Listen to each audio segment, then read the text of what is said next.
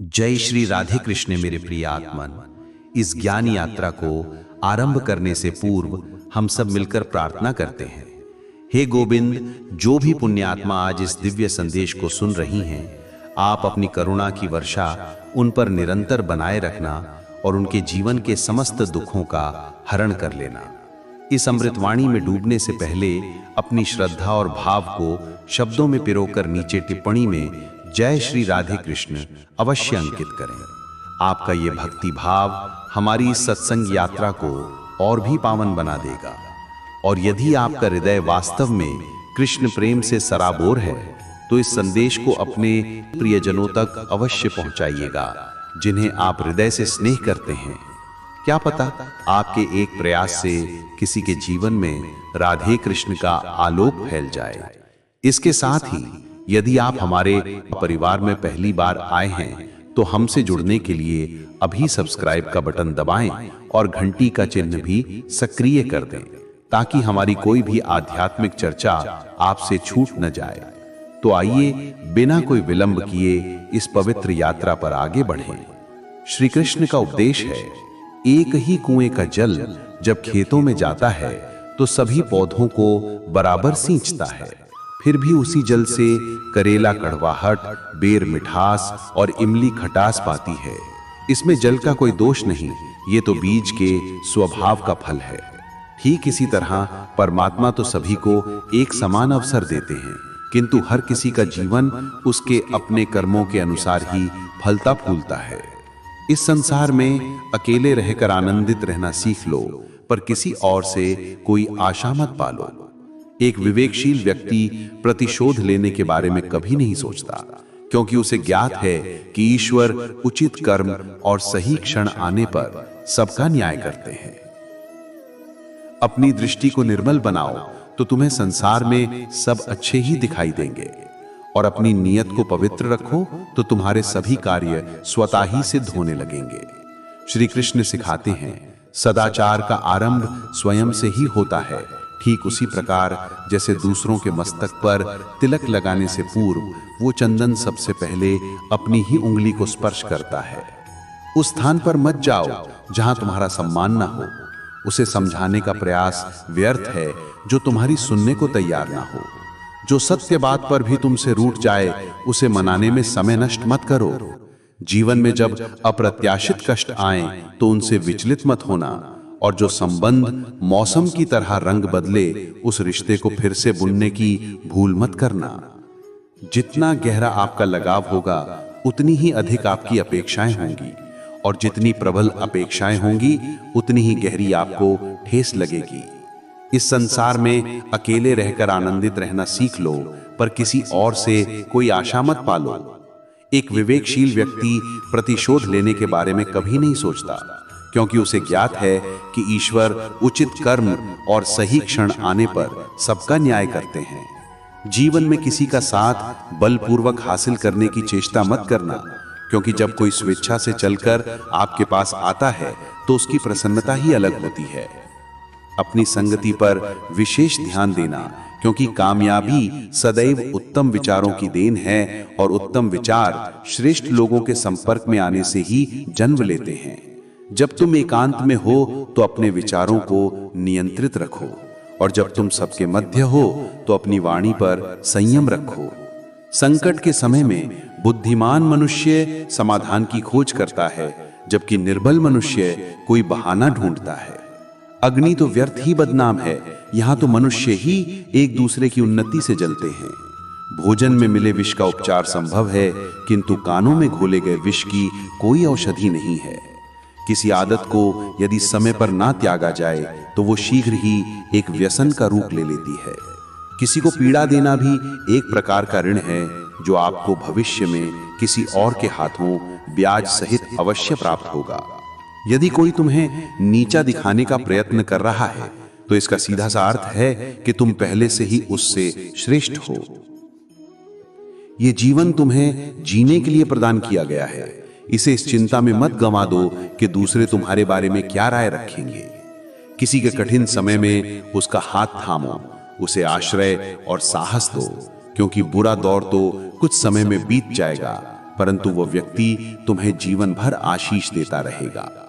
एक मनुष्य सुबह से लेकर शाम तक परिश्रम करके उतना नहीं क्लांत होता जितना वो क्रोध और व्यग्रता के एक पल में हो जाता है। मनुष्य अपना चेहरा तो स्वच्छ रखता है जिस पर दुनिया की निगाहें पड़ती हैं, परंतु अपने हृदय को कभी निर्मल नहीं करता जिस पर स्वयं परमात्मा की दृष्टि रहती है। यदि आपके पास बांटने के लिए कुछ भी ना हो तो लोगों के दुखों को साझा कर लो। भूख केवल पेट को नहीं, रिश्तों को भी सताती है। कभी स्नेह परोस कर तो देखिए। जन समूह में हर व्यक्ति भला नहीं होता और भले लोगों के आसपास कभी भीड़ नहीं जुटती। अपना दुख हर किसी के सामने प्रकट ना करें, क्योंकि मरहम भले ही हर घर में ना मिले पर नमक हर घर में उपलब्ध होता है। अपने संबंध यदि परमात्मा से गहरे बना लोगे तो तुम्हें किसी अन्य सहारे की आवश्यकता नहीं रहेगी, बल्कि तुम स्वयं दूसरों के लिए एक सहारा बन जाओगे। उपदेश देने के लिए तो सहस्त्रों लोग आ जाते हैं, किंतु जब साथ निभाने का अवसर आता है तो केवल ईश्वर ही उपस्थित होते हैं। विजय के पश्चात तो संपूर्ण विश्व आपको गले लगाता है, क्योंकि जो आज तुम्हारे विरुद्ध खड़े हैं वे कल तुम्हारे पक्ष में हो सकते हैं। बिना किसी प्रयोजन के कोई तुम्हारा आदर नहीं करेगा, किंतु स्वयं को इस योग्य बना लो कि लोग बिना किसी स्वार्थ के भी तुम्हारा सम्मान करें। भगवान कहते हैं, तुम रात्रि में सोने से पूर्व सभी को क्षमा कर दो और तुम्हारे प्रातः जागने से पहले मैं तुम्हें क्षमा कर दूंगा। ईश्वर ऑक्सीजन के समान है, तुम उन्हें देख तो नहीं सकते, परंतु उनके बिना जीवित भी नहीं रह सकते। कोई दूसरा तुम्हारी सहायता नहीं कर सकता, तुम्हें अपनी सहायता स्वयं करनी होगी। तुम ही अपने सबसे अच्छे मित्र हो और तुम ही अपने सबसे बड़े शत्रु भी हो। इंसान तब बुद्धिमान नहीं कहलाता जब वो बड़ी बड़ी बातें करने लगता है, बल्कि वो तब बुद्धिमान होता है जब वो छोटी छोटी बातों का मर्म समझने लगता है। तुम किस अवसर पर सही थे ये किसी को स्मरण नहीं रहता, किंतु तुम किस क्षण गलत थे ये हर कोई याद रखता है। ये सोचना तुम्हारा भ्रम है कि सारे दुख समाप्त होने पर ही तुम्हारा मन प्रसन्न होगा। सत्य तो ये है कि तुम मन को प्रसन्न रखो, तुम्हारे सारे दुख स्वतः ही समाप्त हो जाएंगे। यदि किसी व्यक्ति की कोई बात तुम्हें चुभ जाए तो दो प्रकार से विचार करो। यदि वो व्यक्ति तुम्हारे लिए महत्वपूर्ण है तो उसकी बात को विस्मृत कर दो, और यदि वो बात अधिक महत्वपूर्ण है तो उस व्यक्ति को ही भूल जाओ। रिश्तों का आधार केवल रक्त नहीं होता, जो संकट में तुम्हारा हाथ थाम ले उससे बड़ा कोई संबंध ही नहीं होता।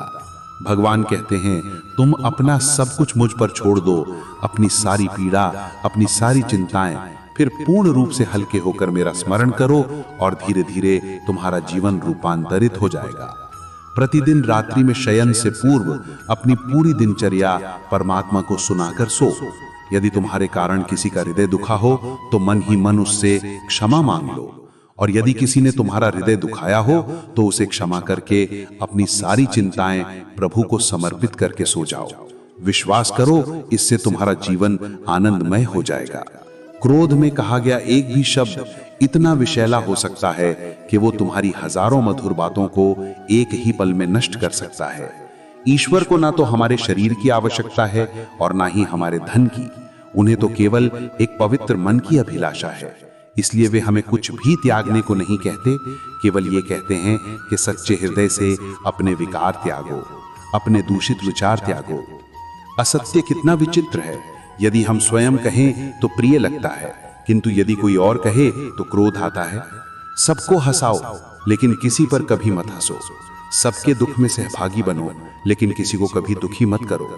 सबकी राहों में दीपक जलाओ लेकिन किसी का हृदय कभी मत जलाओ। यही जीवन का सच्चा विधान है। जैसा तुम बोओगे वैसा ही तुम्हें काटना पड़ेगा। दुआएं और आस्था असंभव को भी संभव में बदल देती हैं। ईश्वर को न तो हमारे शरीर की आवश्यकता है और ना ही हमारे धन की, उन्हें तो केवल एक पवित्र मन की अभिलाषा है। इसीलिए वे हमें कुछ भी त्यागने को नहीं कहते, केवल ये कहते हैं कि सच्चे हृदय से अपने विकार त्यागो, अपने दूषित विचार त्यागो। असत्य कितना विचित्र है, यदि हम स्वयं कहें तो प्रिय लगता है, किंतु यदि कोई और कहे तो क्रोध आता है।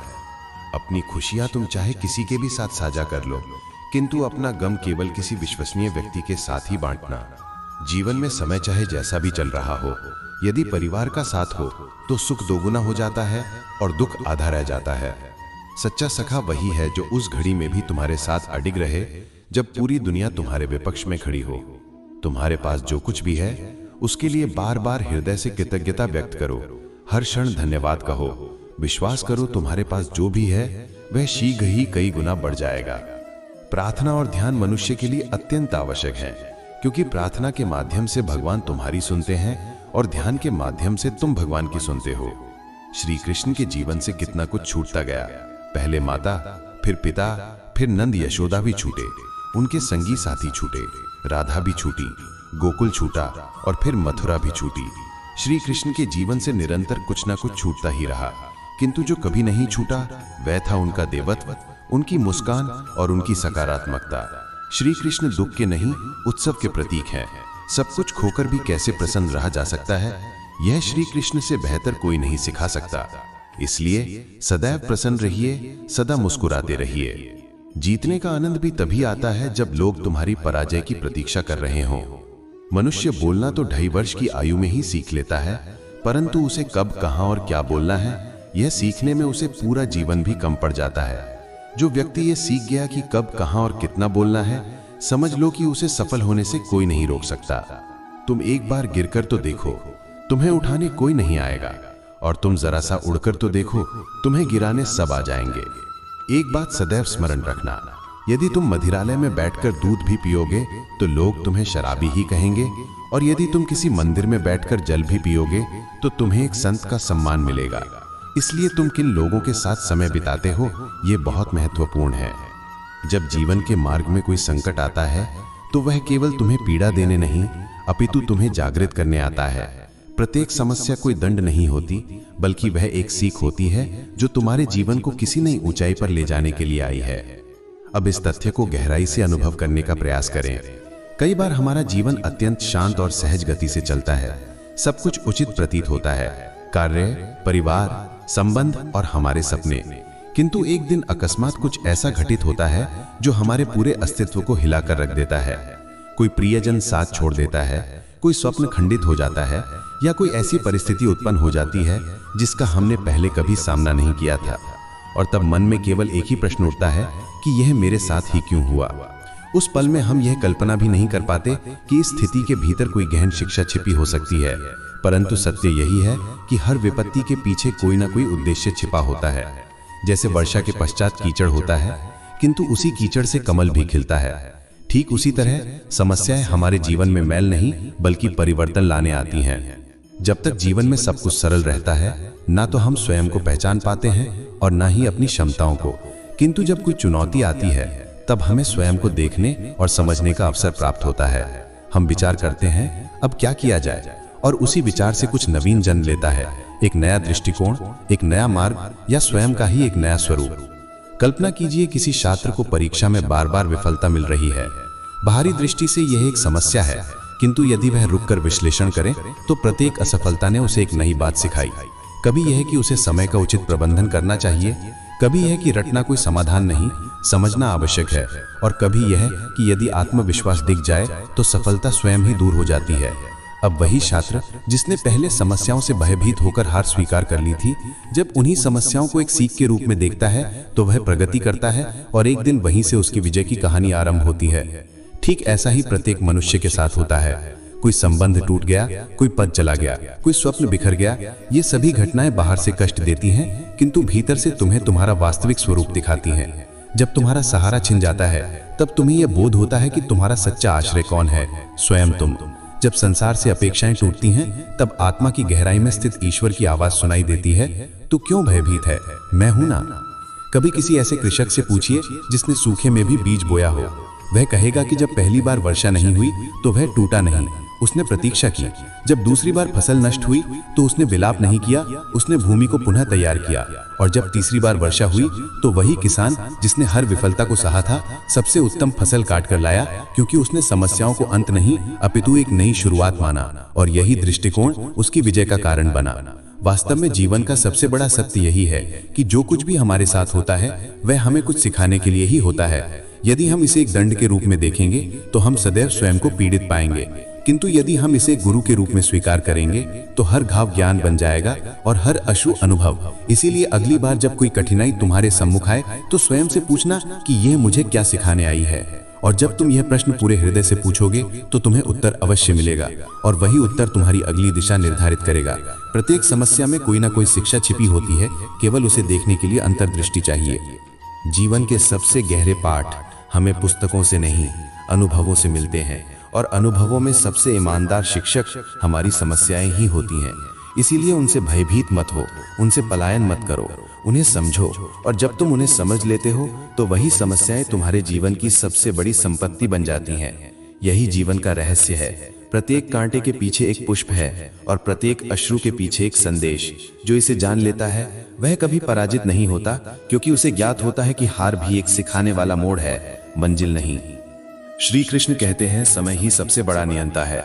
जो आज तुम्हें भारी प्रतीत हो रहा है वह भी काल के साथ हल्का हो जाएगा। जो आज तुम्हें तोड़ रहा है वही कल तुम्हारा सृजन भी करेगा। इसीलिए समय पर विश्वास रखो, वह सर्वोत्तम उपचारक है। अब इस विचार को जीवन की वास्तविकता से जोड़कर देखिए। जब कोई गहरी भावनात्मक चोट लगती है तो हमें ऐसा लगता है कि अब जीवन अब पहले जैसा कभी नहीं हो पाएगा। किसी ने धोखा दिया, किसी ने अपमान किया, कोई स्वप्न अधूरा रह गया या कोई प्रियजन सदा के लिए बिछड़ गया। ऐसे क्षणों में मन यही सोचता है कि अब मैं कैसे जीऊंगा, यह दुख तो कभी समाप्त ही नहीं होगा। यही वह क्षण होता है जब हम अपने दुख को स्थायी मान लेते हैं। पर यही हम यह भूल जाते हैं कि जैसे समय वह दुख लाया है वैसे ही वह उसे धीरे धीरे धो भी देगा। कोई भी भावना, चाहे वह प्रेम की हो या पीड़ा की, वह शाश्वत नहीं होती। वह आती है, कुछ सिखाती है और फिर विदा हो जाती है। किंतु जब हम उस भावना के मध्य में होते हैं तो हमें विश्वास नहीं होता कि यह दौर गुजर जाएगा। उदाहरण के लिए, जब घनघोर वर्षा हो रही हो और चारों ओर अंधकार छाया हो तो हम सोचते हैं कि अब शायद सूर्य कभी नहीं निकलेगा। किंतु क्या ऐसा होता है? नहीं। कुछ समय पश्चात बादल छट जाते हैं और सूर्य पहले से अधिक तेजस्वी होकर प्रकट होता है। कुछ ऐसा ही हमारे जीवन के दुखों और संघर्षों के साथ भी होता है। जो दुख आज असहनीय लग रहा है वही कुछ समय पश्चात पीछे मुड़कर देखने पर उतना तीव्र नहीं लगता।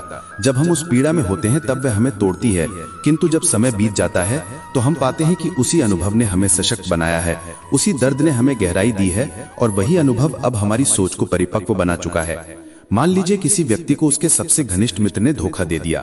आरंभ में कुछ दिन वह रोता है, रातों को सो नहीं पाता, प्रत्येक बात उसे चुभती है। वह सोचता है कि अब वह किसी पर विश्वास नहीं करेगा। किंतु कुछ माह पश्चात वही व्यक्ति यदि अपने भीतर झांकेगा तो पाएगा कि उस घाव की चुभन अब वैसी नहीं रही। दर्द अब भी है पर सहने योग्य हो गया है, क्योंकि समय ने उस जख्म पर मरहम लगा दिया है। अब वह व्यक्ति अधिक समझदार और सतर्क है, और सबसे महत्वपूर्ण बात, अब वह जानता है कि विश्वास करना गलत नहीं था, किंतु आंख मूंद कर करना गलत था। यह सीख उसे केवल समय ने ही दी है। समय प्रत्येक वस्तु को उसके उचित स्थान पर रख देता है।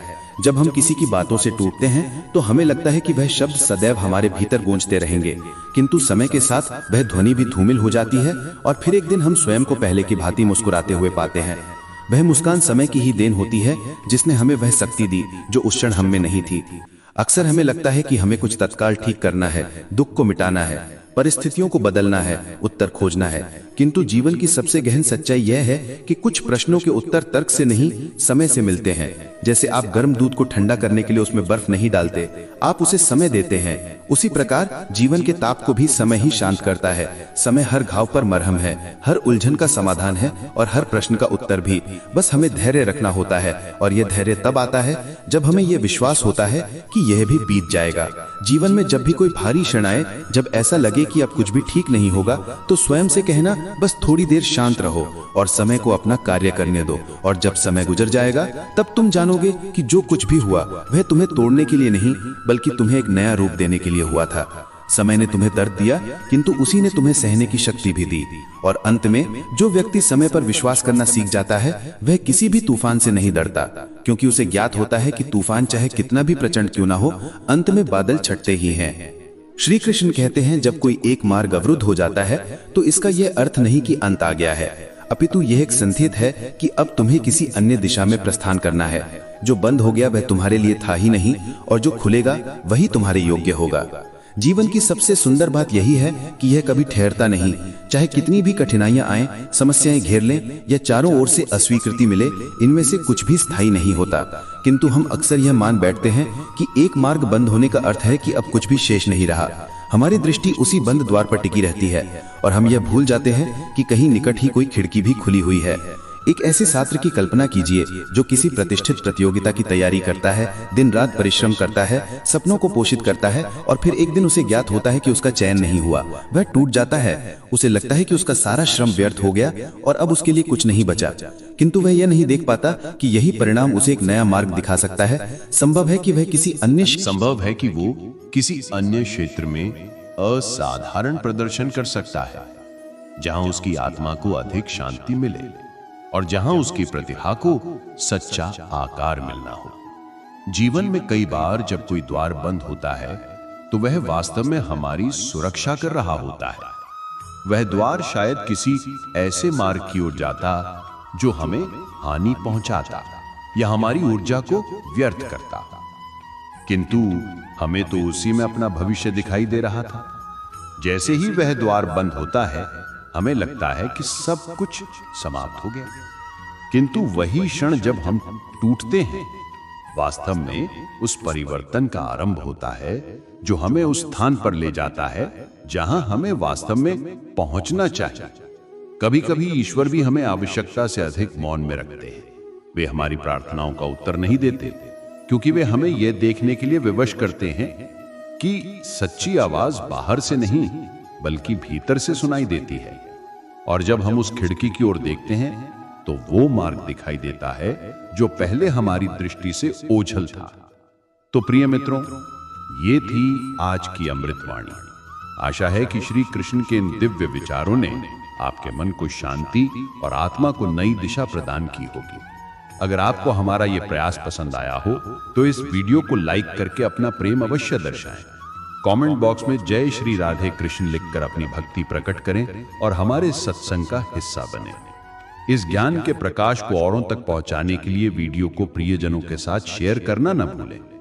और यदि आप हमारे इस परिवार में नए हैं तो चैनल को सब्सक्राइब करें और घंटी के बटन को भी दबा दें, ताकि भविष्य में कोई भी दिव्य चर्चा आपसे छूट न जाए। मिलते हैं अगले वीडियो में एक नई प्रेरणा और नए ज्ञान के साथ। जय श्री राधे कृष्ण।